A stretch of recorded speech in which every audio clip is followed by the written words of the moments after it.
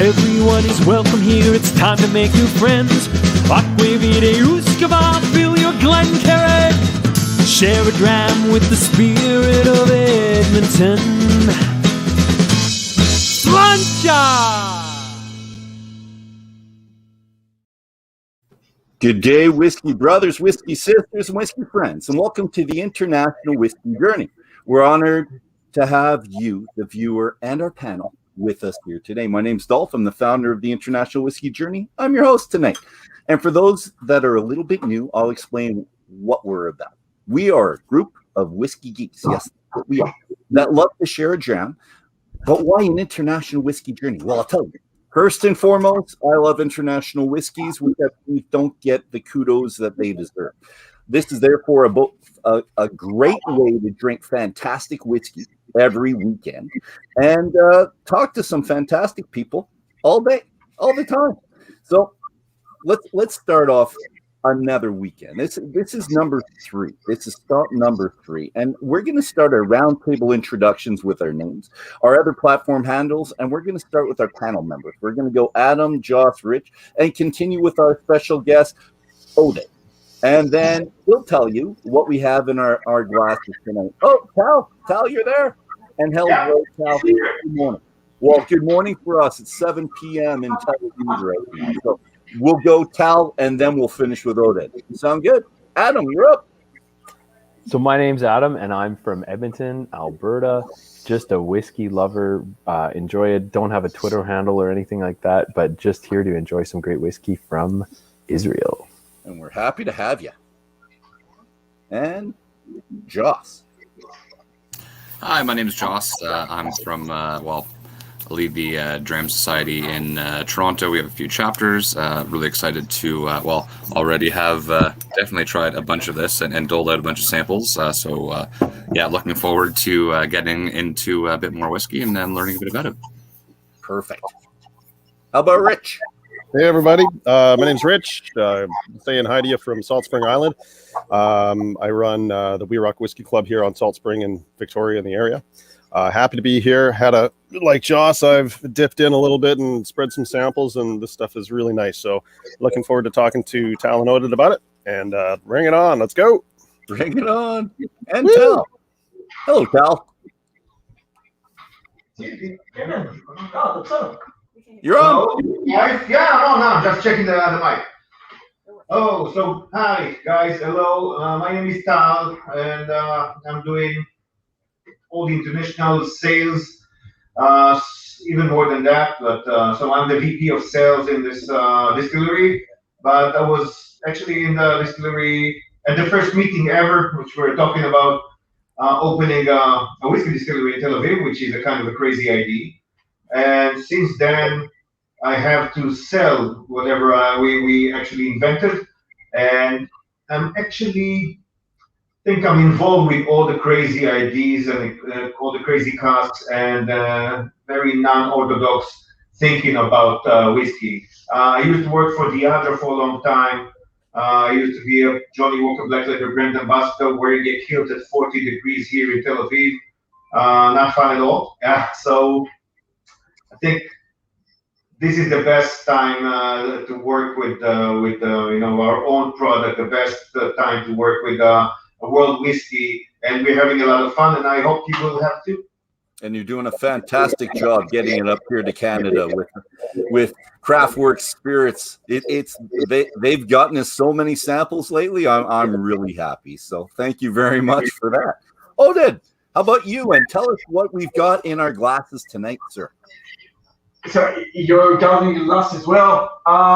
As far as I know, what you have in your glasses are 2 of our leading products. So I believe, correct me if I'm wrong, the first one would be the classic. That's is that right? Yeah? That's right. That's it. All right, so the classic would be the first one we sample tonight. Just recently nominated and awarded one of top 20 whiskeys of 2020 by Whiskey Advocate. And the one we're going to try is my pride and joy, the Levantine Gin by M&H, which was one of our very first products even before the whiskey. It is a single malt gin, which is not something you see very often. And I guess we're going to talk some more about that later, right? We are going to talk about tons later, and I've got questions galore. But you are the gin guy. Why is it your pride and joy about it? It's my pride and gin. I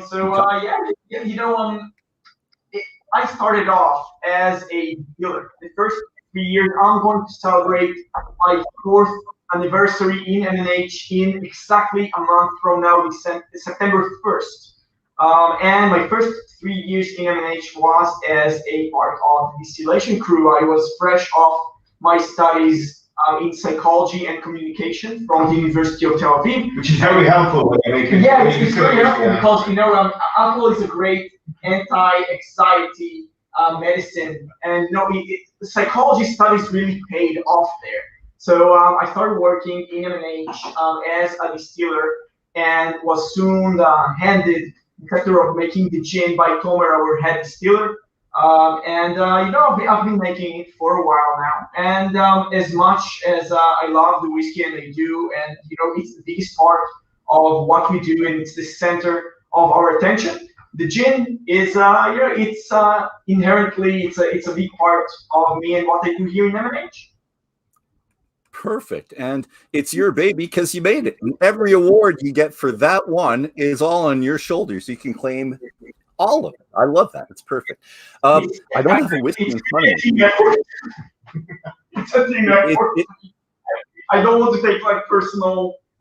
It's not a personal thing. It's we all take part in making it, and it's from the beginning making the single malt spirit, which is really an effort from all the distillation crew, and I do the final part. It's just very annoying to get all the botanicals. So I just go source the botanicals in the market. I just like going to the market. It's my thing, going to the market with my little basket, walking around, foraging. It's my fun.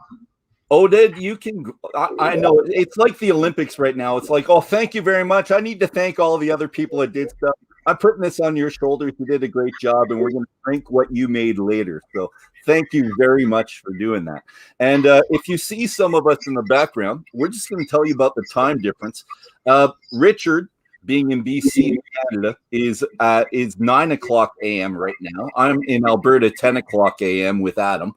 Joss is at noon in Canada, and these two gentlemen, it's these two gentlemen right here, I should say. It's 7 o'clock p.m. in Tel Aviv, so they probably don't have a coffee in front of them, but I think you'll see us go back and forth from the coffee to the single malt. That's fantastic.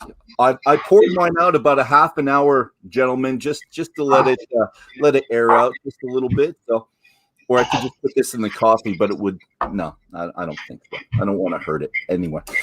Let's start off with some questions about everything, like the very beginning of the distillery, gentlemen. So, Tal and Oded, we've read that Milk and Honey was founded by Gal Kachny, and who was in the tech industry, and that he had a passion for brewing and distilling. But we heard very little about how he came to this decision and investing so much of his time and money. So I want to know what his light bulb or aha moment was to make him do that.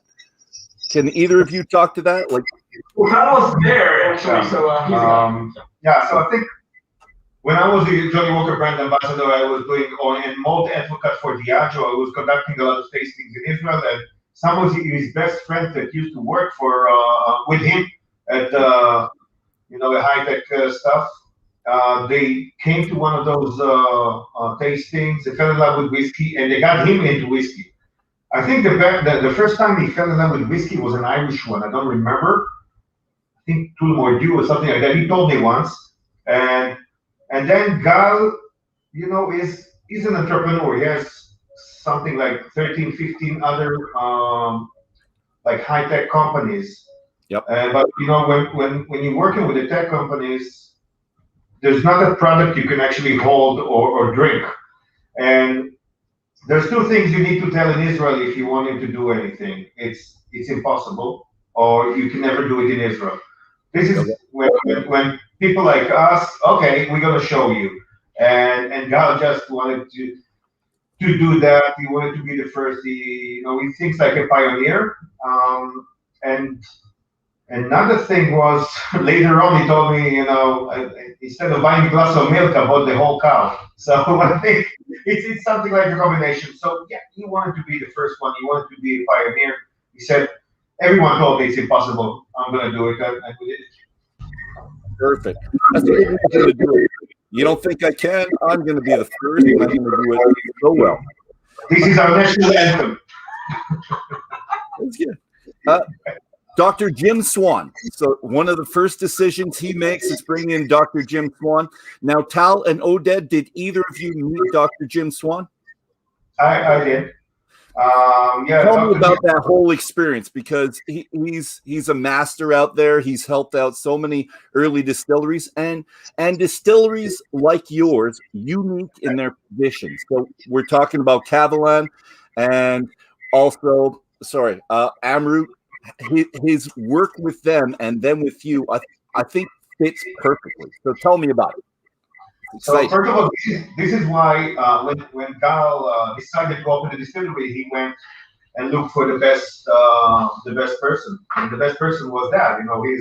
He's a Scotsman, very famous chemist and a master distiller, and of course his experience with all kind of hot climate distilleries and hot climate aging like ours. I think, and he was really busy that time, and we were surprised that he actually. He said yes. I think one of the reasons he said yes, it was because we are a very small country, but let's say from the northern point to the southern point, we have around 450 kilometers and 5 climate zones. So I guess he called it a playground. He fell in love with that. And when he was here in Tel Aviv, he designed the water recipes, the distillery, the original recipe, the way we cut, the way we brew, the way we distill, and of course the way we even build the racks of the casks, the warehouse. Of course, after he passed away at 2018, 17. So we did some adjustments later on, but he was working with Tomer. He was actually our first master distiller because he was making the stuff here, and then he worked with Tomer as well. And he was a great guy. He was a great guy, and very, it was amazing just the professionality and the way he goes into the small details was great for us. I think we are a little different than Amrut, because Amrut has almost the same climate all year long. Same thing with John, for an example, from Goa, or from Kavalan, because Kavalan is huge. But if you look at those, Kavalan likes to get things up front, like they're using those STR casks, which we're going to talk about, but as a single cask, or as a lot of them. We are just using them into just seasoning a little bit. We like our whiskeys more balanced and less upfront, because we are an upfront country and nation. So we try to do a different with our drinks. And I think that it was just to see him work with this kind of climate. Tel Aviv can go, for Canadians like you, it's a joke. We call 8 Celsius degrees winter here, and but the winter is very dry. Very dry. It rains, but the air is dry. Today outside is around 38 Celsius, and it's 90% humidity. Nice. So, yeah, and in the warehouse next to the still room, everything is much hotter. So you lose a lot. Sometimes we lose more ABV, sometimes we lose more water. It depends of the year and the season. So our casks are working constantly. They're not just having the same temperature, the same climate. It's kind of different. And I think that Jim Swan actually detected it, and this is why he fell in love with this project. No, that's really interesting, actually. And yeah, you talk about, we think it's funny. We're minus 40, not Rich so much, Joss in Toronto, but us Alberta guys, minus 40 to plus It's going to be plus 32 today, and that's close to records for us. That's record time. We're usually around 25 to 30 in the summertime, and that's our hottest point. So your hottest point, I think 40 degrees, 40, 42, 44. This week is this week is good. Well, you know what? Let's show a picture here. So because I usually do this. So this where you are on the Mediterranean, and a little bit closer up, we've got you right here, Milk and Honey Distillery. So this is thanks to Google Earth did this for us. And there's Milk and Honey on the bottom right. Can you tell me what soccer pitch is that? It looks better now. It's an old picture. Actually, there's a Super Cup game of the French League today. Paris Saint-Germain against Lille just in 2 hours. So there's lots of people outside. This is Bloomfield. It's the City Stadium of Tel Aviv. It's Maccabi Tel Aviv and Hapoel Tel Aviv, both of the rivals playing here. All right. So very busy place, a good place to be open, make some money at night too. That's good. All right. And you know what? You mentioned Tomer, and I just have one picture of Tomer. There's Tomer there, right when you're unloading that. The oldest picture of Tomer. He's holding the condenser. That's it. I'm loving that. That's a good one. And I got all my pictures. I went back into your, several years, 2014 and up for Instagram and Facebook. I explored everything I could to get some pictures of your stills. And you know what? Let's just throw some pictures of the stills, because you have some nice stills in there. They're pretty. We got that one. Clean back then. Here's my favorite picture, actually, right there. This is my favorite picture, and you can't see the whole still, but it's beautiful. I love it. This one is the column still, which we don't use. We just use it to make some sanitizers in the first lockdown. You don't use it?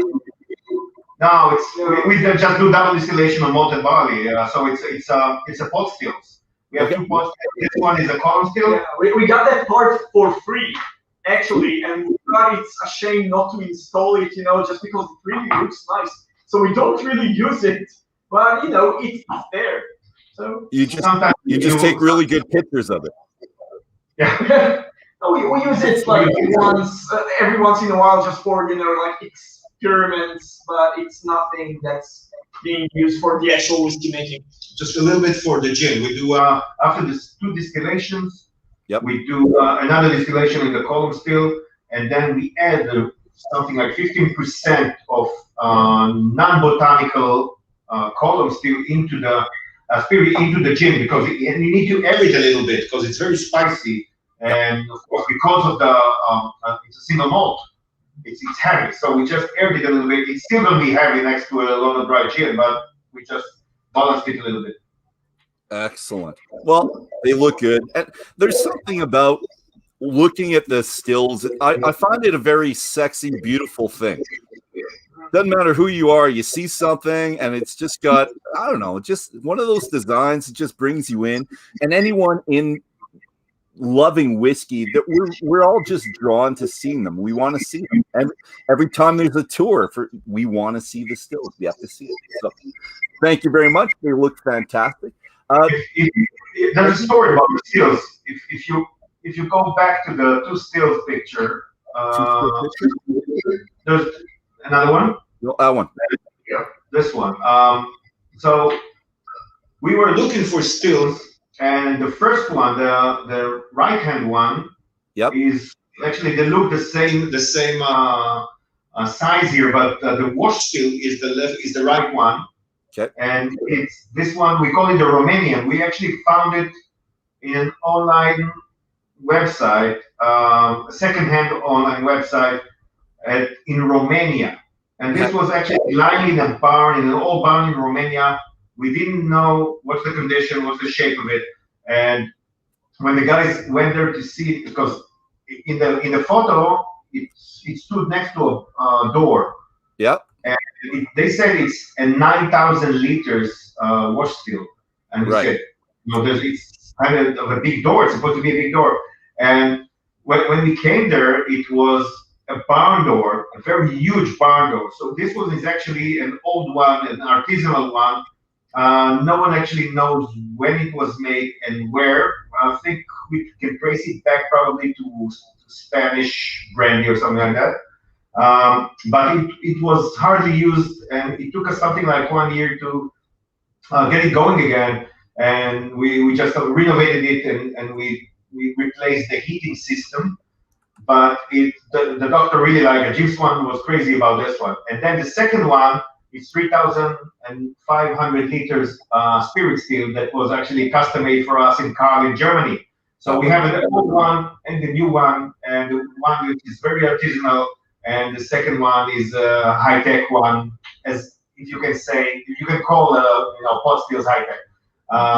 But it's crazy. This is exactly how we like it. We make whiskey in a traditional Scottish way, but with crazy ideas about aging. And this is where we come from. This is our country, and this is our city of Tel Aviv. Tel Aviv means Tel, it's ruins, it's old, and Aviv is spring. Everything is new in the spring. And this is exactly how we make our whiskey. That's fun. And I need to hear, how do you actually get a still down to you? So you're online. Odin's looking online on Friday, Saturday, Sunday night, something, and he says, free still. That's what they do, yeah. I'm bidding on it, $2,000, whatever it was, or it's free. Who knows? I want the still. How do you link it up?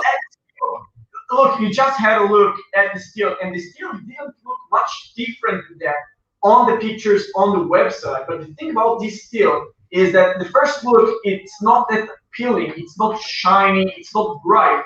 But when you take a second look at it, it tells that it's an artisanal still. It's back from probably the early 1980s or even the 1970s. Okay. It's 98% copper. They don't make them like this anymore. The whole internal system of the still is 100% copper. It's an amazing still to work with. They don't make them like this anymore because copper became a very expensive metal, and working with it is a dying art form.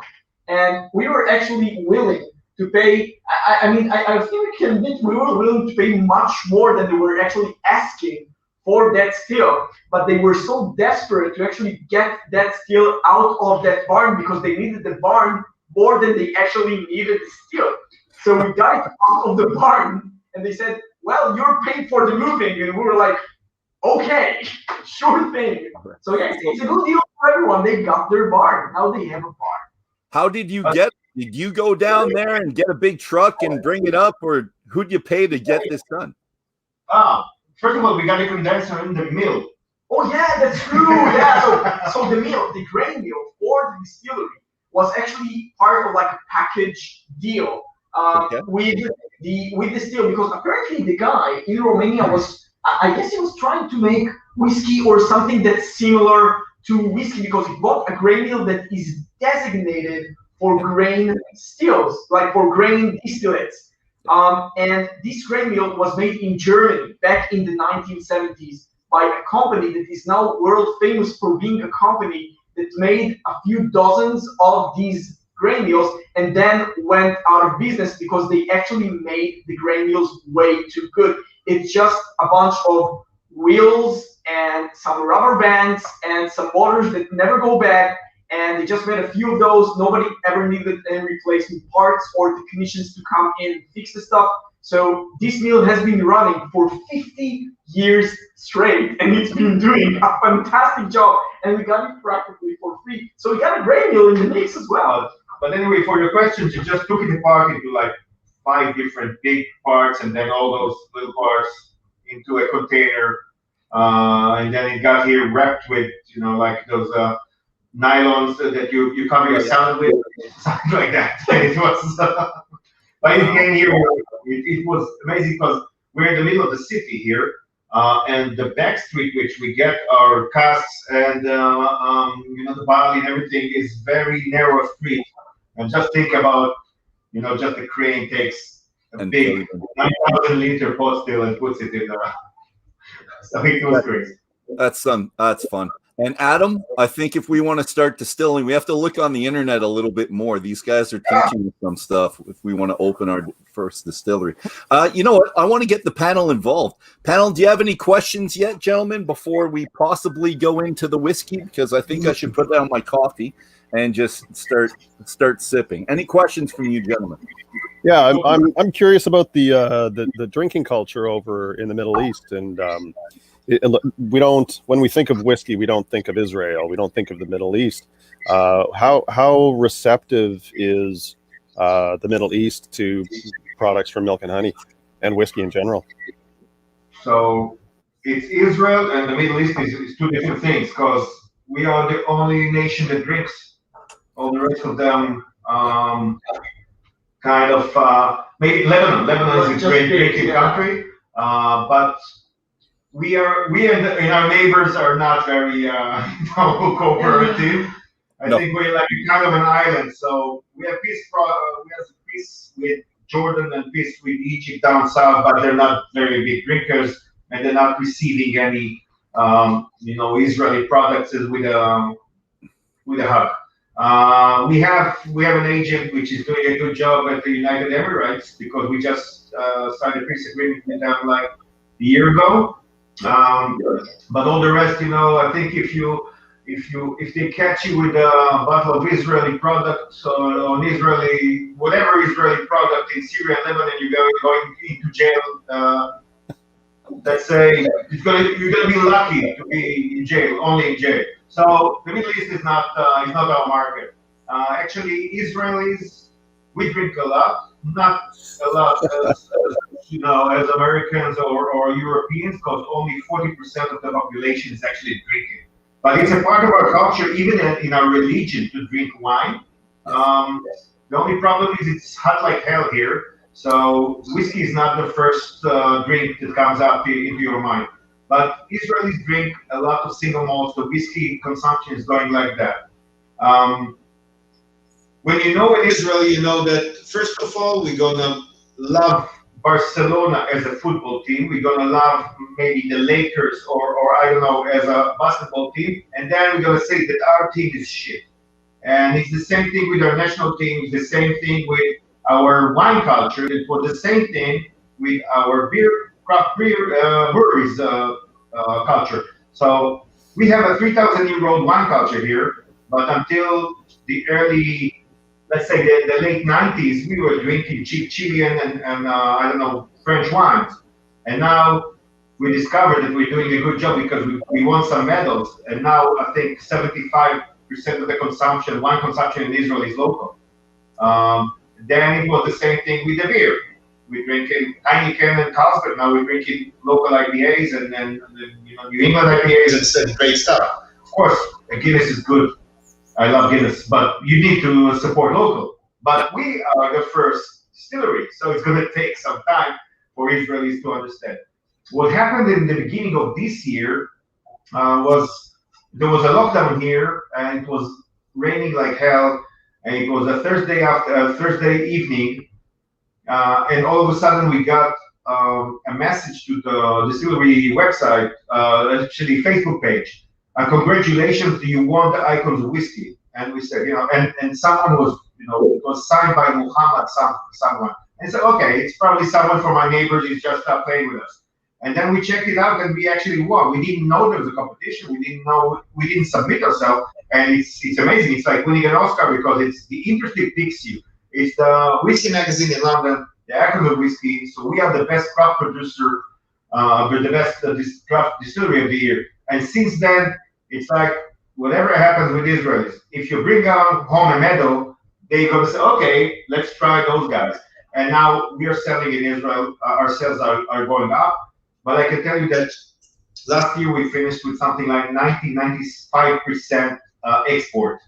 We are too big for our market. I think last year we bottled around 70,000 bottles of whiskey and another 15,000 bottles of gin. And this year we're going to have around 180,000 bottles to 100,000 bottles of whiskey. So we are spreading around, and so Israelis are drinking us. But if you come here, you're going to see that we're drinking a lot in chasers because we don't have time. The Israelis don't have patience. So we drink a lot in chasers. We drink anak, it's a white anisette like uzu. It's a local drink. Yep. Anis. Beers and a lot of vodka because there's a big Russian segment here. They grew up with us. We're the same, but they brought out the vodka.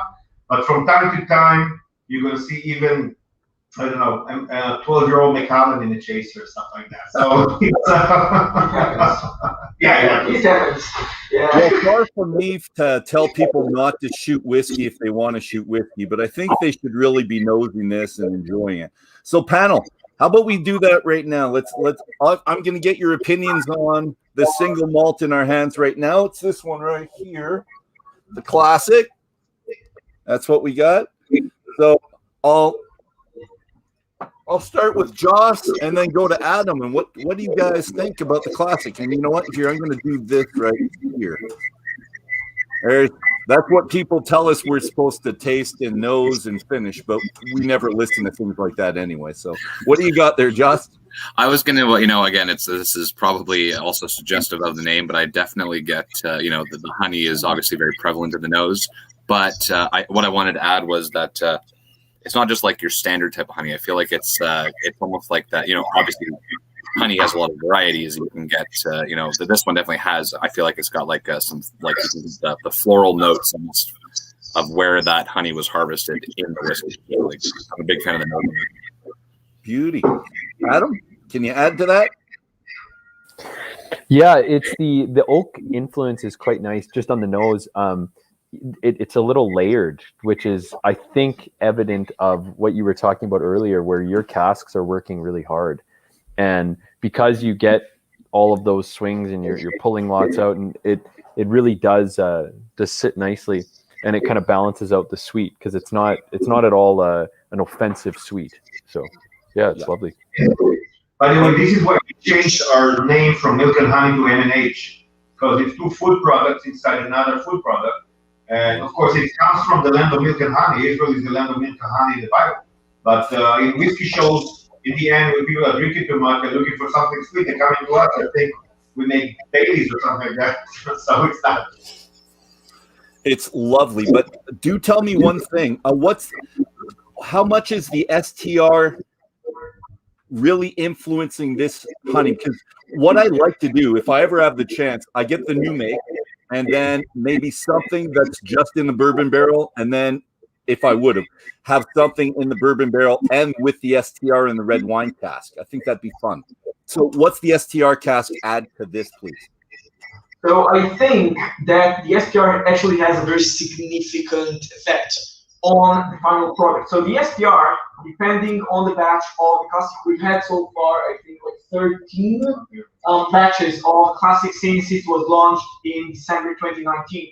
So it's between 15 to 18% of the blend. So to start, it's a very important part of the blend. So I think that with the core part being ex-bourbon with around 80% of the blend. So the ex-bourbon contributes a lot of the sweetness, this honey that I also get when tasting a classic. It gives some of more fruity notes that you might get, this really warm, nice warm oakiness in the finish. But the STR is a cask that is already very intense. It's an intense cask meant to be intensified by the local hot climate. It was made for hot climate maturation. So even between 15 to 18% gives a lot of the warm spice that you might get in the classic. So if you're looking, you'll find cloves, maybe like traces of cinnamon.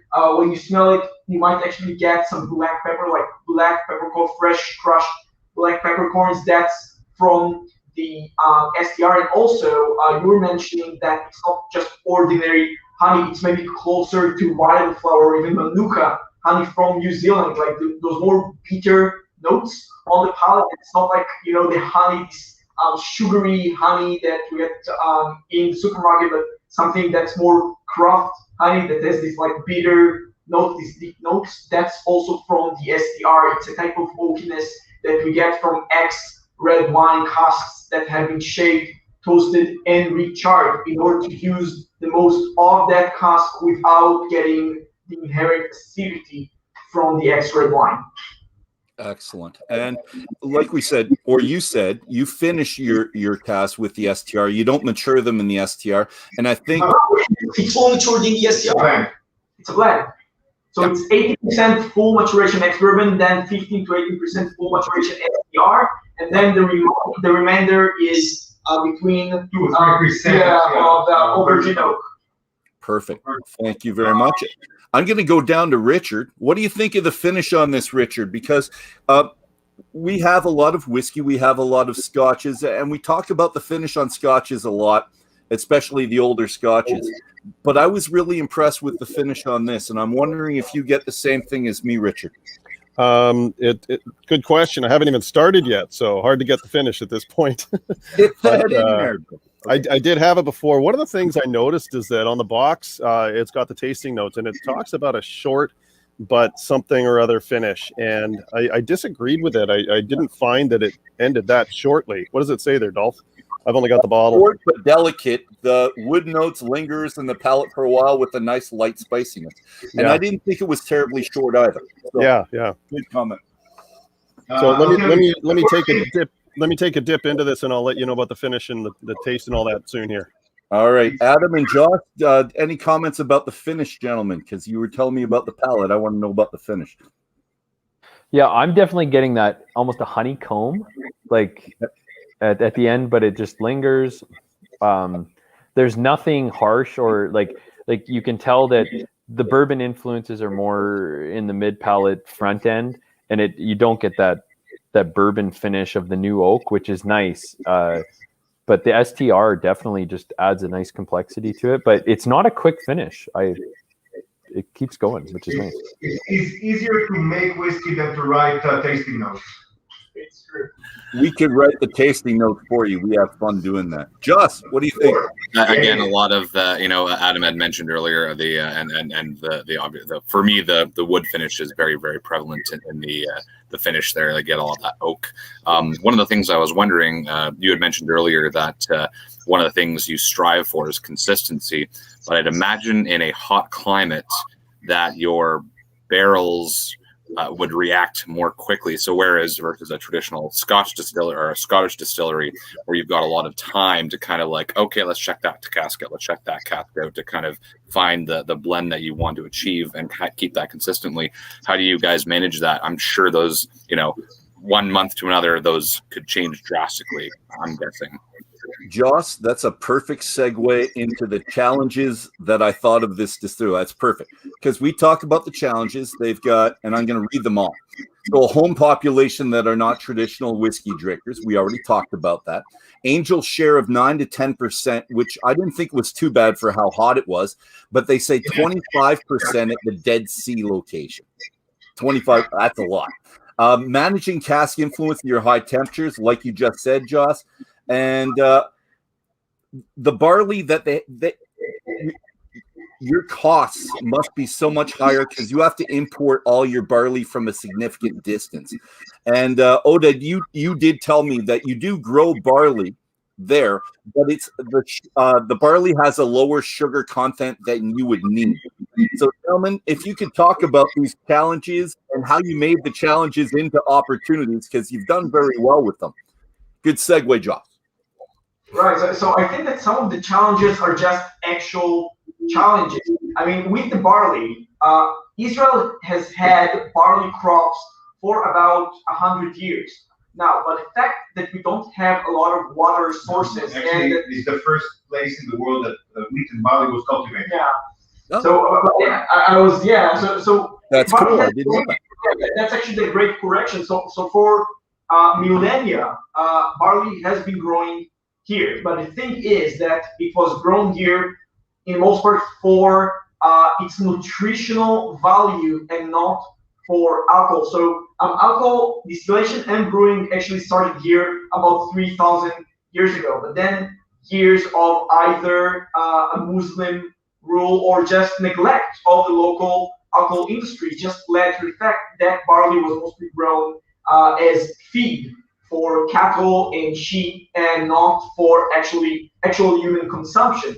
So we ended up with barley that is actually very nutritional. It's very healthy for you if you eat it, but the sugar content in that barley is very low. Just to give you an idea of how low that is, we actually experimented with Israeli barley. We malted it locally. It was all harvested locally, and we did 2 straight days, which is 4 mashings of 4 tons of Israeli malted barley.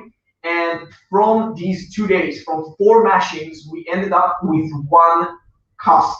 We're used to end up with around 8 casks from the same amount of mashings with English barley that you get from mountains. So just so you see the comparison. So we'll know how well it went in about 2.5 years from now. But it was also difficult because Israeli barley is actually very tough. It's solid. It's like rock. So the grain mill. Yeah, it almost broke the milk. Yeah, it almost broke the milk. But I'm working with there's a study in one of the universities about biblical time barley, and they're trying to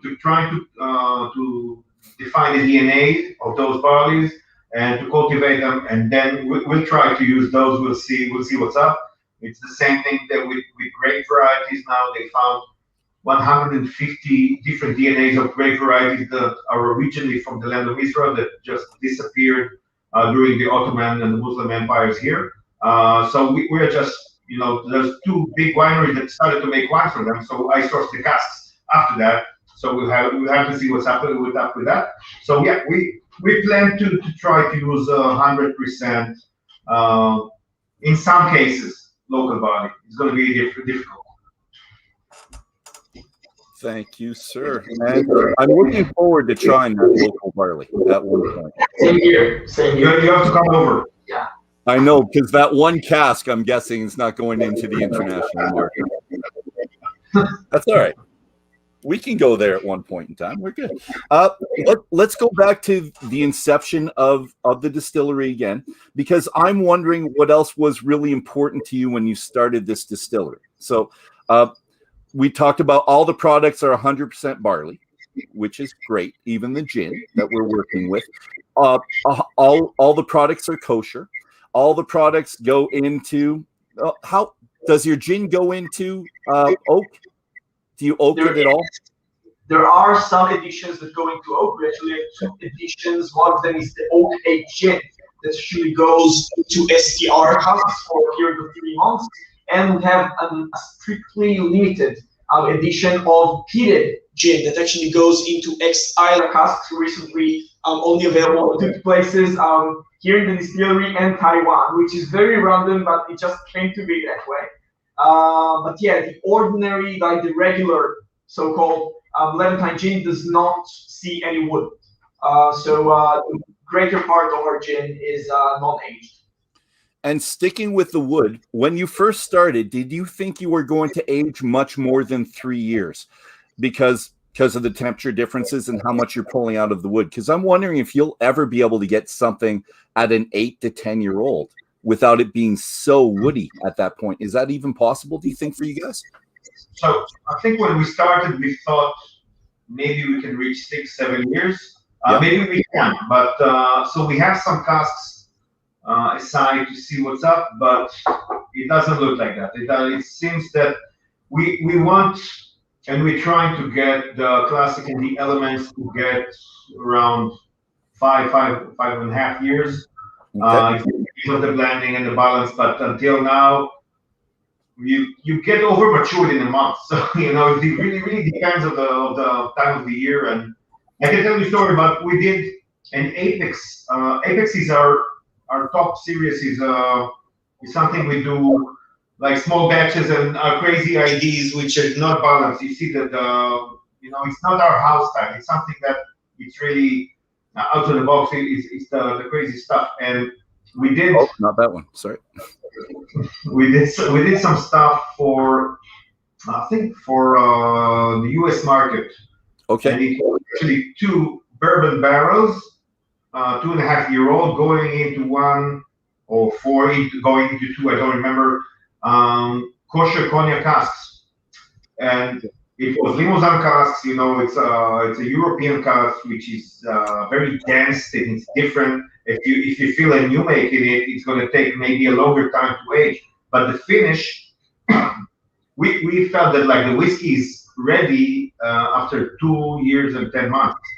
And now what you're going to do? You're not going to release it before it's 3 years. We still have 2 months. It's balanced in the end, but it was really, you know, what we're going to do. Maybe we'll put it in the air conditioner. That's it in my office, something like that. But so yeah, it is tough, but we have to experiment because the aging goes like that all the time. Sometimes a cask after 1 year it feels like it's 10 years, and after 2 years it feels like it's 5 years. Okay, thank you. And let's stick with the distilling side for Oded, and he can help us out and get him involved with this. This is more of a geeky focus, but much of this information comes from article in Whiskey and Wisdom. So just tell me if I'm wrong with any of this, all right, Oded? Use Concerto unpeated malt from the UK. Your peated is 40 ppm barley from Muntons. Your peated runs last 2 weeks every 6 months. Your mash tun is 1 ton of grain at a time, and you do 2 mashes a day. You've got 6 washbacks with fermentation that's 48 hours, 72 hours on the weekend. You use Belgian yeast. Your wash still's 9,000 liters. You have a high cut that goes from 70 to 80, and I think the average is 73 APV. Your new make is oily, but very estery and fruity. And I'm wondering if all this is what you were aiming for at the beginning, or have you changed this over time? And I'm wondering what you've changed, why you've changed it, and what stayed the same. How's that? So I think that's first about the details. That's perfectly put together. I'll just add that right now we're using the peated barley from Muntons as well as the unpeated. Up until recently, we were using some Czech, some peated barley from the Czech Republic, which was also 40 ppm. We are just now starting to experiment with 40 ppm peated barley from Muntons, and it's showing some great results. So for now, we're sticking with that. So regarding the changes, so change is a big word because from the beginning, distilling in M&A. So just to put the timeline rightly so together. So we were founded in 2012, and then in 2014, this distillery here was constructed, and then in 2015, the first distillation took place. Now these are big time gaps, and within these time gaps, a lot of experimentation took place, in part under the guiding hand of Dr. Jim Swan. And it's important to say that Dr. Jim Swan was already very well versed in creating new make in hot climate countries. There was some knowledge regarding about how the new make should be for hot climate maturation. It's a very different kind of new make. The tail cannot be as long. It has to be shorter in order for the maturation to keep within this timeline of 3 to 4 years.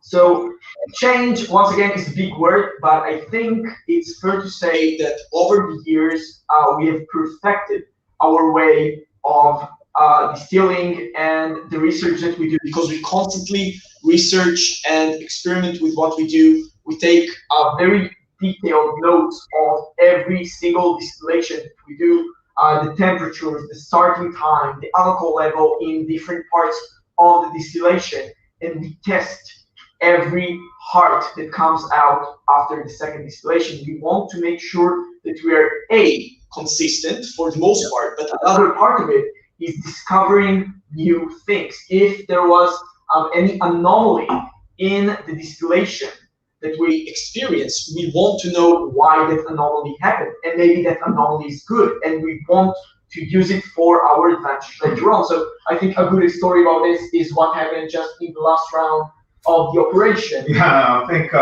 if we talked about the Apex series, which is the Dead Sea and all those stuff we're gonna probably talk about, but so we try to experiment with all kinds of different kind of yeasts, different kind of barrels, different kind of barley. But what happened here, I think like 2-3 months ago, we had another round with Gaza, and so the missiles came up to Tel Aviv, and we didn't have a shelter here until we looked for a shelter. So we're not working on Friday and Saturday, but we couldn't come to the distillery on Wednesday, Thursday. So Wednesday, Thursday, then Sunday, Friday, Saturday, and then Sunday and Monday there was a holiday. Okay. So the barley was fermenting for 6-7 days. And after we distilled it, it was totally different. And we just put it aside in casks, and maybe in 3 years we're going to make an Apex under fire or something like that. Okay, under fire. Yeah, or something like that. We're going to call it a missile, like Iron Dome.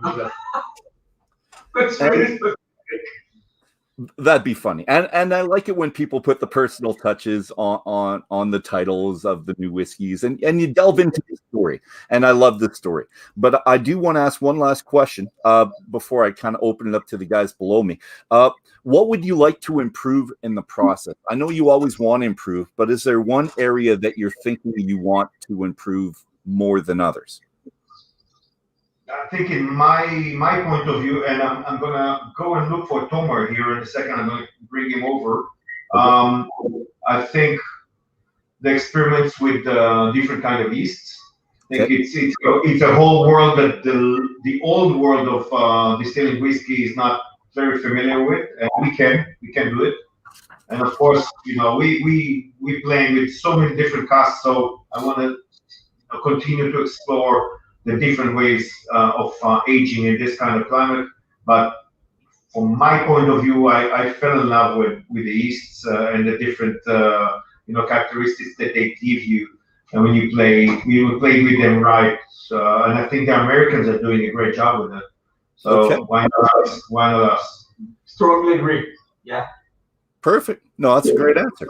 And it's going to lead me into the other one. But gentlemen, any other questions for you before I start talking about maturing? Yes. Oh, Adam, you're muted, buddy. I had one question. Thanks, guys. I had one question about the logo, and you can see it on Dolph's shirt when he stands up. So we have the milk and honey. It looks super cool. I get the honey side with the bee. Why did you guys choose to go with a bull? Oh, we get that all the time, believe me. So, okay, so Tal is just now. Okay, there we go. So this was the original logo. It looks awful. Zombie cow. That's it. This is why. Behold, it's zombie cow. It's like an old Samaritan zombie cow. It just looks awful. That's it. Yeah. Like focus group just canceled it for us. Just said go with the bull or don't go with anything. So we went for the bull. Because in Europe, when they're asking us in the whiskey shows, we're going. We just in the Middle East, we're milking the bulls. We do. That's okay. You're not milking the bull, and if you did, that would be a very comical type of situation. Justin, Richard, before I ask about maturing, go ahead, John. Okay, I'll just barge in here. Yeah, well, I guess this will probably lead into Dolph's next line of questioning, but we kind of talked a little bit about the grains. We talked about your process a bit. I was thinking about the cooperages you guys might be. I don't know if I'm guessing barrel making is not a big thing in Israel, so you guys, like a lot of also other distilleries, probably import barrels in, but I know like a lot of distilleries will have been experimenting with things like Hungarian oak and Bulgarian oak to kind of cut the costs down. I'm guessing, you guys probably have your own challenges. Well, you've already expressed a bunch of your challenges, but I'm guessing even things like water probably factor into your cost of operations because it's obviously it's not as easy to get where you are. So what's the what are you guys doing for barrels? I guess if I was to simplify. So if we're talking about, just let me get the question straight. So you're asking about how we tend to our barrels when we probably don't have like expert coopers in Israel? I guess do you have a primary source to use, or do you tend to sort of you get your expert barrels becoming over from America, but maybe you working with some sherry casks in Europe? I'm not sure. Right. So when it comes to casks in general, what happens is that we get our casks mostly, not exclusively, but mostly from brokers, and these brokers have their own cooperages, and they make sure that the casks that we get are all ready in a ready-to-go condition. They make sure that the casks are not leaking, that they're all good to go, and this is from the brokers. But I will say that Tomen, the head distiller, has some training. As a cooper, he knows how to fix simple fixes in casks, which are in 95% of the cases, the fixes directionally required casks are very resilient naturally, and you have to really mutilate a cask in order to make it, to break it or to make it leak significantly. So we are trained in fixing small fixes in the casks, preventing them from leaking, recharting the volume, making small fixes to the wood and to the holes and to the rings surrounding it. But I think in general we are buying most of our casks from two sources. One of them is Calvin Cooperage in Kentucky. We prefer a profile from NGP in Indiana. We really like those casks, but we have from a lot of other bourbon distilleries. And then we have our STRs from the original manufacturer, the original cooperage in Portugal, which Jim Swan actually developed the casks with them. And then we have all kinds of crazy spectrum of casks from local wineries, red wines, white wines, orange wines, whatever you need. We have everything, cognacs, Israeli port style, Israeli white port styles. We do everything. We're not going to say no to any cask we can play with. Even we started playing now with Calvados, Tequila, and Pinot de Charente, and Lichotto, and Amarone.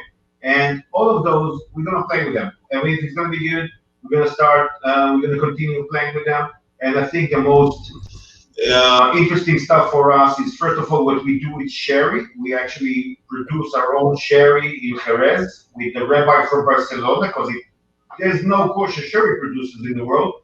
If we decided to be kosher, it's not our main thing. It's maybe 15 in our list, but we are kosher. So in sherry, it's a problem because it's wine. The good thing about whiskey that there was no whiskey in the Bible, so they didn't have any laws and regulations about that. It's just let the Jews have regulations. They're gonna win. And between two Jews, we have 7 opinions. So we have 7 kinds of kosher things. So we don't do that. We are actually making 2 wines in Jerez, and it's a joint venture between a rabbi from Barcelona, a bodega, a winery, and a cooperage. We're making Oloroso and DX Benetimenes. And then we have our own Israeli pomegranate winery, which is making only wines from pomegranates and not from grapes. And this is something that only happens in Israel. And we did some, I think, 2 batches until now. Everything we produce is being sold, and it's crazy because it's so different. So barrels is our things. We're just playing with everything we can. The good thing about this is that after 2-3 months, you can see where it's going, and you don't have to wait for 10 years. You're inventive, and we love that. And yeah, because all you have to do is wait. And when you're at the Dead Sea, you don't have to wait at all. You're in like 3 months or something is what it is. But let's talk about that a bit. Your humidity 30 to 90%. Your temperature is 8 to 42 degrees. But you have 5 different climate zones in Israel. I love it. So you've got the Mediterranean coast where you are right now. You've got Upper Galilee, the mountains of Jerusalem, the Negev Desert, and the Dead Sea. So you've got all of those. Do you use all of the time zones? Not time zones, climate zones. So I'm wondering if do you have warehouses in all 5 zones that you're kind of playing with? I'm going to look for Tomer for a second. I'm coming back. Right. So to answer your question, we do have maturation projects in each of these climate zones. We don't mention. I mean, we don't mention them just for saying. So in each climate zone, we have a very different thing going on. I mean, just imagine. So the Upper Galilee, we have like hot summers over there. Right, I'm still on the air right now, but I'm gonna get it to you right away.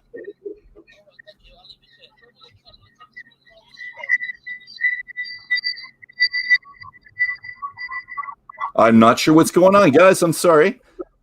Is everything okay? Everything's fantastic. Okay, yeah, perfect. Okay, no, I was just hearing like some weird noise. Okay, perfect. So regarding the 5 climate zones, so each of the climate zones is very different than one another. So just to exemplify, so I grew up in a place called Yufat. I'm not sure that you're fully familiar with what a kibbutz is in Israel, but that's kind of a communal village. I grew up in a communal village in the southern tip of Israel, like in the middle of the desert. And in winter, I had the choice each and every time between going scuba diving 30 minutes away or taking a car and driving for 4.5 hours to the north and then ski in the Upper Galilee. That's how small Israel actually is and how diverse the climate is from one zone to the other. So on the top, we have the Upper Galilee, which has its hotter days in summer, but has snow through the winter. Then we have the coastal plain, which we are located in. So humidity ranging from anywhere between 30 to 90%, temperatures between 8 degrees Celsius in the winter to 42 degrees. I mean, just last winter, we had 12 hours between an 8 degrees Celsius and a 32 degrees Celsius within 12 hours in the same place in Tel Aviv, which is insane. We have Jerusalem, which is, we like to say it's 40 minutes and 3,000 years away from Tel Aviv. So if you go to the east from Tel Aviv, it's not only that you get to Jerusalem, but you also climb a huge height from Tel Aviv, from the coastal plain to the mountains of Jerusalem. So there is a big difference. So you get a lot of the breeze and a lot of the wind ranging from the sea to the area. It's actually a developing wine country, and it's very exciting climate-wise. And then there is the Negev desert, which accounts for 2/3 of Israel. 2/3 of Israel is a desert, and that's where I grew up. And these 2/3 are very arid, barely any rainfall, very low humidity throughout the year. And we also have a project over there. And now, Tomer, this guy here, our head distiller, he doesn't like to be called a master distiller, so let's just call him a head distiller. He is joining us right now to tell us more about M&H. We're lucky to have him. So, well, I don't know what I already told you or not, but everything, all of your darkest secrets. Yeah, so I don't have what to tell you. But no, I guess Dolph might have some questions, or the panel. So yeah, that would be a perfect time. So great to see you. I'm glad to be here, and I'm sure that is doing a really great job telling you all about them. Well, you trained me, so I'm just I'm doing your thing. So all right, yeah. So I think that we're just coming around to talk about the dead. Yeah, you're this picture. So we're just coming around, I think, to talk about the Dead Sea project, maybe because that's our 5th climate zone after the Upper Galilee, the coastal plain, Jerusalem mountains, and the Negev. So Tomer, can you please elaborate some more about the Dead Sea project and why we chose the Dead Sea? Well, we didn't choose the Dead Sea. The fact is that in Israel we have 5 different climate zones. So we are experimenting with each climate zone, and it's fascinating to see the differences between each zone, and we learn how to work with each caste in each climate zone. That's the reason we didn't choose each of them. Yeah, and what's special about Dead Sea? Dead Sea is really dry and high temperatures. It can reach 50% or even more some of the year, and the ABV mostly goes up in the Dead Sea because it's really dry, and it extracts flavors from the cask. So some of the cask will not work really good at the Dead Sea. Some will work perfect. I really like the experience at the Dead Sea because the flavors are not too extracted. That's it. We're still in the stage that we learn how to work with the cask there. I think the first expression from the Dead Sea came out really good. I like it, and can't wait you to try it. You're on mute, Dolph. Dolph, you're muted, I think. I am muted. Yes. I just wanted to say thank you very much for everything that you've done because we're enjoying the whiskey considerably here. And thanks for training Oded in making the gin as well, which we're going to try in the after dram. So we're just about to go to the second show, the after dram. Hopefully you can join us there for a bit, Tomer, just for a little bit. We're going to come back in 5 minutes. We'll maybe be there, maybe good. Well, I'm going to wrap it up. Whiskey Brothers, Whiskey Sisters, Whiskey Friends. That's the third edition of the International Whiskey Journey. We're moving our conversation from this, it's more formal, to a more relaxed thing in about 5 minutes. Just 5 minutes. We can do this. Tal, Oded, and maybe Tomer might be there. We're also going to have Dominic Roscoe. Dominic Roscoe is going to be there as well. So we have an international whiskey guy, a man of mystery, whiskey man of mystery. He's going to join us in a couple of minutes as well because he's been to the distillery and wants to talk about it. So, and what better activity is there on a Sunday morning for us and Sunday afternoon for some and Sunday evening for you than drinking whiskey and talking to fantastic people? Again, third edition coming up, fifth time we're doing it. I need to see you all there. Hopefully, in the after dram, if you don't want to miss us in the future, click the like, click the subscribe, and I will see you all very, very, very soon on this channel, The Spirit of Edmonton. Cheers, everybody. We'll see you all right away.